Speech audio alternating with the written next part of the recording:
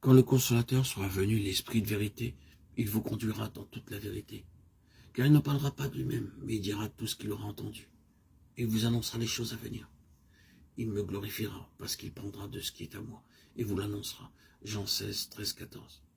L'Esprit, le fidèle serviteur de la maison du Père, a traversé le désert pour trouver l'épouse pour le fils de sa propre parentèle.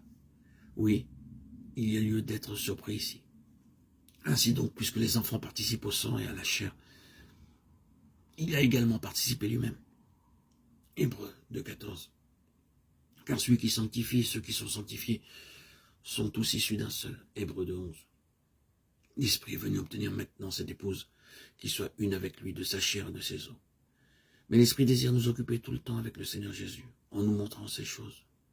Avec quelle intention?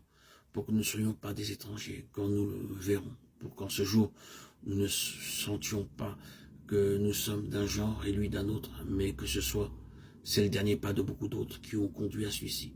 Chaque pas fait cette unité plus parfaite, cette harmonie plus complète. À la fin, sans la moindre crise, nous entrons simplement, nous sommes allés tout le temps dans cette direction, et c'est le dernier pas.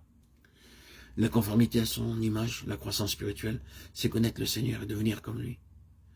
C'est nous sentir parfaitement avec lui, comme au foyer, afin qu'il n'y ait pas d'incompatibilité, de discordance, de distance, de ne pas nous sentir étrangers, une unité avec notre Seigneur Jésus, prenant de la profondeur tout le temps, jusqu'à son plein accomplissement. Nous avons vu et nous voyons de plus en plus, et alors que nous voyons, nous sommes transformés. Est-ce vrai de tout ce que vous croyez voir? Nous devons éprouver tout ce que nous croyons voir et connaître, par son effet dans nos vies. Vous et moi, nous pouvons avoir une quantité énorme de ce que nous pensons être la connaissance spirituelle. Nous avons toutes les doctrines, toutes les vérités. Nous pouvons réciter la rose des vents de la doctrine évangélique et quel est l'effet. Si nous ne sommes pas changés, bien-aimés, nous n'avons pas vu dans le véritable sens spirituel. Oui, voir, c'est être changé. Ce n'est pas voir si ce changement n'a pas lieu. Ce serait mieux pour nous d'être dépouillés de tout cela et d'être amenés au point où réellement nous voyons juste un peu. Mais que ce peu nous rende différents. Nous devons être très honnêtes avec Dieu à ce sujet. N'aimerions-nous pas plutôt avoir juste un peu de connaissances qui serait 100% effectif que toute une montagne dont 96% ne compterait pour rien?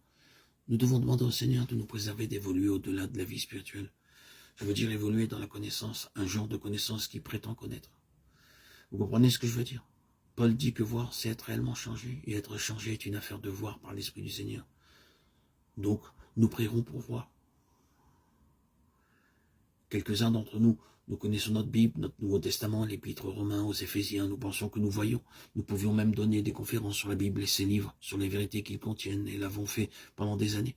Puis un jour, nous avons vu et les gens ont remarqué que nous avions vu, et on dit, qu'est-il arrivé au prédicateur? Il ne dit rien de différent de ce qu'il a toujours dit, mais il y a une différence, il a vu quelque chose. C'est cela la vision.